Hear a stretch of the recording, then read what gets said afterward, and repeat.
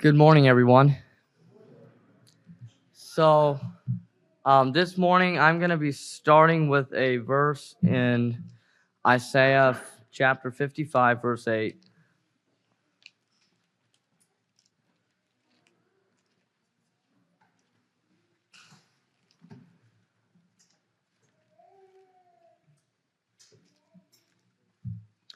For my thoughts are not your thoughts, neither are your ways my ways, saith the Lord.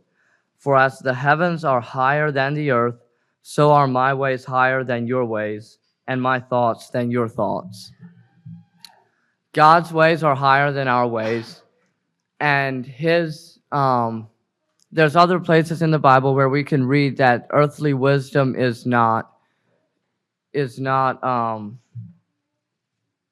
God doesn't think in our terms of earthly wisdom. So one of the ways that God thinks different than us humans is I'm actually going to be talking about offenses, and I'm going to show you how Jesus walked through one big one without taking offense and without letting it affect his relationship with the person.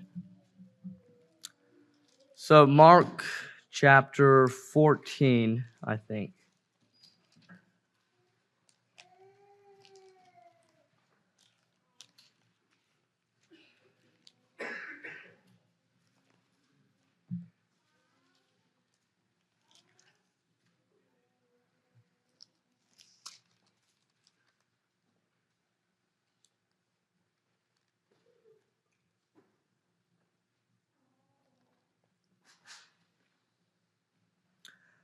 Mark 14, let's start at verse 27.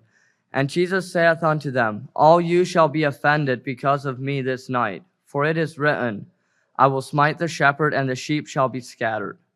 But after that I am risen, I will go before you into Galilee. But Peter said unto him, Although all shall be offended, yet will not I. And Jesus saith unto him, Verily I say unto thee, that this day, even in this night, before the cock crow twice, thou shalt deny me thrice. But he spake the more vehemently, If I should die with thee, I will not deny thee in any wise. Likewise also said they all. So right here, Jesus just told Peter what's gonna happen, and Peter said, "No, I'm gonna stay with you, and I'm with you, life or death. I don't care because I believe in you." And I think Peter really meant it.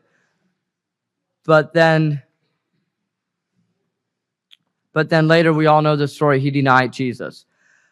What stands out to me, if we keep reading, verse 32, and they came to a place which was named Gethsemane, and he saith to his disciples, Sit ye here while I pray. And he taketh with him Peter and James and John, and began to be sore amazed, and to be very heavy.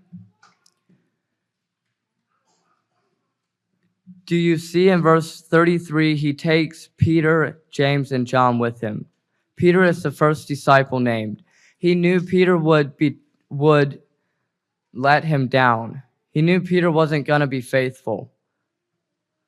But he still took Peter with him into his the moment of his darkest or his hardest battle. Because I think he knew who Peter was, and he saw beyond the outward and outside of everything that was going on. He saw who Peter was, and because of who Peter was, he could still trust him, and he also knew that Peter would come out of it on the other side and be an encouragement to his brothers. And so that's just really stood out to me.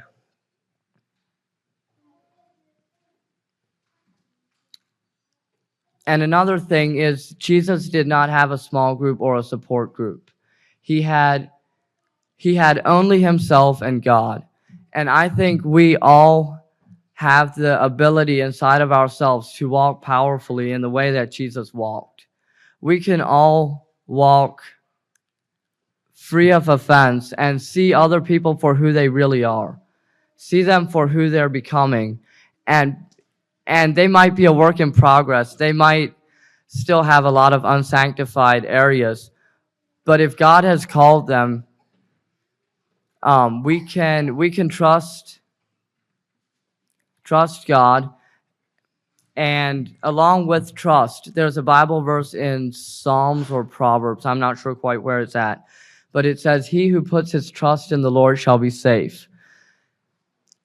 If Jesus would have had his trust or his confidence in his friends, he would have been let down and he would have been disappointed, and he could have asked why this happened, or he might have lashed out at Peter. But he saw beyond that, and he knew who he was, and he knew who Peter was, and so he was able to walk through that and keep his heart clean. And so I encourage every one of us to do the same. Let's see each other for who we really are, and we don't have to be scared of each other's trash, because we can understand that we're all on a journey and God is working. And even when we don't understand, or we feel like we let God down, I believe God has a bigger plan where he's still working on us, and we're still not, we might not be perfected, but God isn't worried about our mistakes or our failures.